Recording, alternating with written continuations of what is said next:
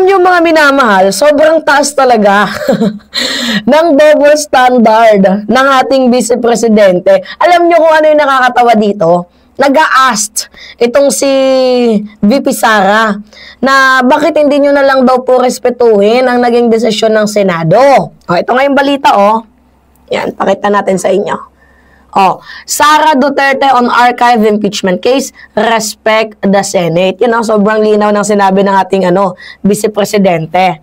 So, respetuhin daw natin ang Senate.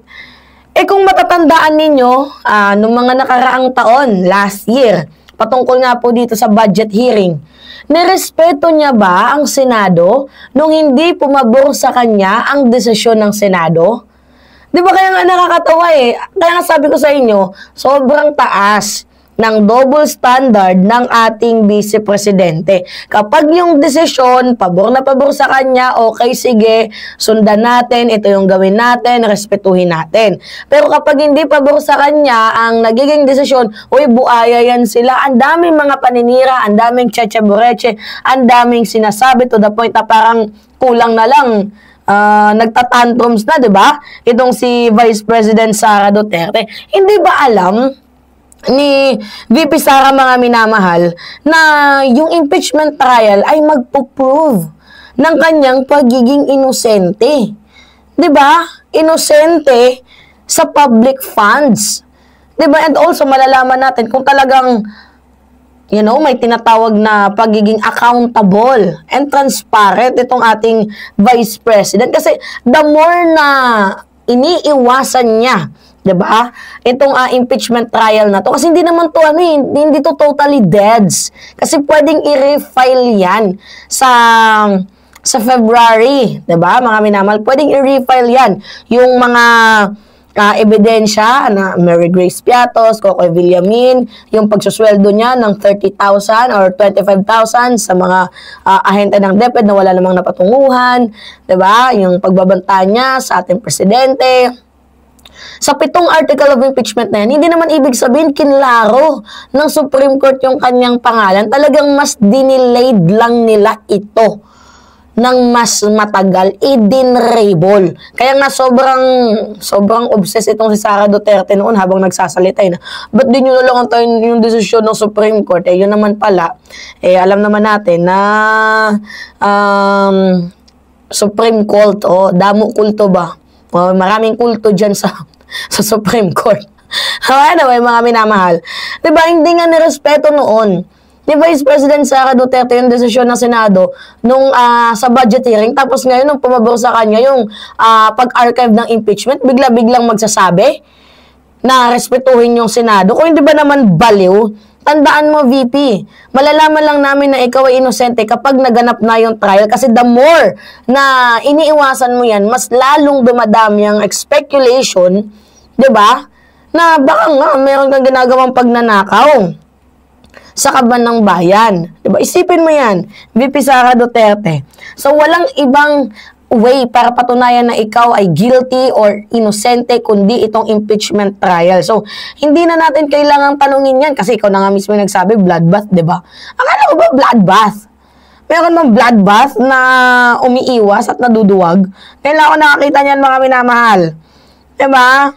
So, anyway, sabi dito, Vice President Sara Duterte welcomed the Senate's decision to archive the impeachment case against her, stating that the upper chamber decision must be respected. Paano namin nare-respetuhin ng Senado? Hindi nga namin alam hindi nga namin alam kung saan napunta yung 600 million, yung 125 million confidential funds. Diba? So, paano namin nare-respetuhin ng Senado kung yung Senado din mismo hindi nagpaparespeto? Diba mga minamahal? And anyway, ibalik natin yung sa'yo yung tanong. Paano naman yung respeto sa mamamayang Pilipino? Yung respeto sa kaban ng bayan? Naisip mo ba yun, Vice President Sara Duterte? Diba kasi deserve ng mamamayang Pilipino ng katotohanan. Deserve ng mamamayang Pilipino ng respeto para sa accountability, sa transparency. So ngayon, ikaw yung magdedemand ng respect na in the first place, ikaw yung hinahanap ng tao para panagutin sa mga pagnanakaw. May sayad na ba yung utak ni VP Sara, no, mga minamahal? Ngayon, grabe, respetuhin yung isang berdugo. So, Duterte issued a statement just a day after the Senate voted to archive her impeachment case following Supreme Court ruling that deemed the complaint unconstitutional. Why? By the way, mga minamahal, when you say nung sinabing unconstitutional yung desisyon ng Supreme Court na isinulat ni Ponente Leonen sa kanyang ponensya, abay madaming lawyer ang umalma, magagaling na abogado, na parang tila baga minadali. Biruin mo ba naman, kukuha ka ng source mo sa isang article, hindi sa official receipt, 'di ba? Official record. 'Di ba mga minamahal, may pinaliwanag ko na yan sa inyo. Yung footnote, 'di ba, ng Supreme Court, minadali. Can you imagine that? Kukuha ka ng source sa balita. Yung balita, yung ABS-CBN News, kumukuha lang din ng source sa inyo. Ba't di mo na lang pagbasihan yung official receipt? Ba't di mo na lang pagbasihan yung record? Diba? Tapos babase ka. Ngayon lang din ako nakakita ng ganun, mga minamahal, na yung Supreme Court mismo, yung nagsulat, sa pinakamahalagang desisyon, diba? Yung pinaka-sensitibo at importanteng desisyon, kukuha ng backup dyan sa balita. Hindi ba pwedeng sa official receipt na lang? Nakakapagtaka. So, napaghalata na minadali lang yung impeachment ni Vice President Sara Duterte. Diba? Atat na ma-archive Yan tayo So, let us respect the role of the Senate, of the Philippine Senate and its part in our nation. Ulul. The decision of the majority of the members of the Senate must be followed by all. Pero pag hindi pabor sa'yo, pag hindi pabor sa'yo, ang dami mong sinasabi, ang dami mong ebas. Pero pag pabor sa'yo, tahimik ka, hindi, respetuhin natin. Yan tayo ang taas ng double standard, aray ko.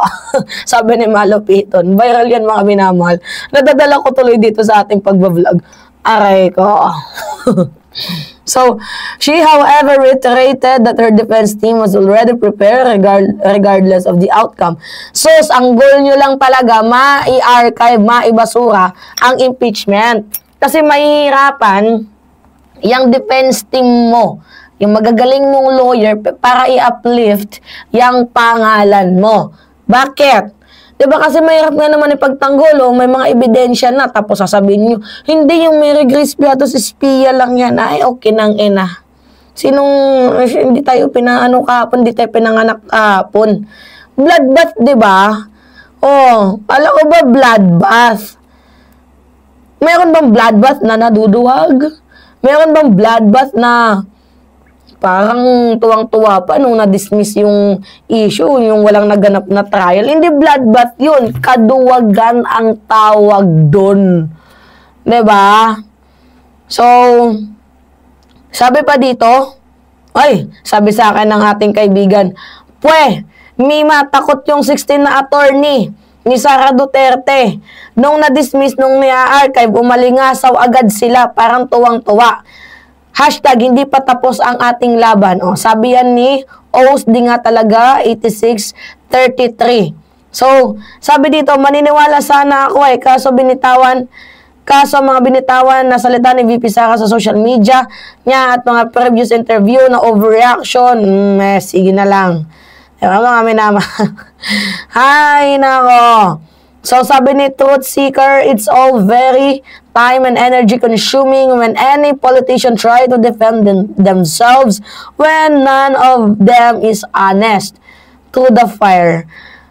Not only on the highly corrupted and manipulated Philippines politics, the modern politics doesn't serve the citizen interest and urgent issues. When can the ordinary people take over the daily running of the country? Community power must be promoted. Oo nga mga minamahal, dapat interest ng taong bayan ang inuuna. Kaya nga scam yung sinasabi nilang pag tumatakbo, maglilingkod ako para sa mamamayang Pilipino, ulul. Meron bang naglilingkod na nagiging attack dog ng mga Duterte? Meron bang naglilingkod na parang mga baliw? Diba? Hindi nire-respeto yung konstitusyon, hindi ba ko nang magbasa? Nakakaloka. Hay nako, napaka-useless talaga ng ating mga senador na to. Nakakabuwa ka ng ina. Alright, mga minamahal, yun po. Kayo na masasabi ninyo? Anyway, it's me again, Alicia nyo. Nagbabalik muli para sa ating panibagong video.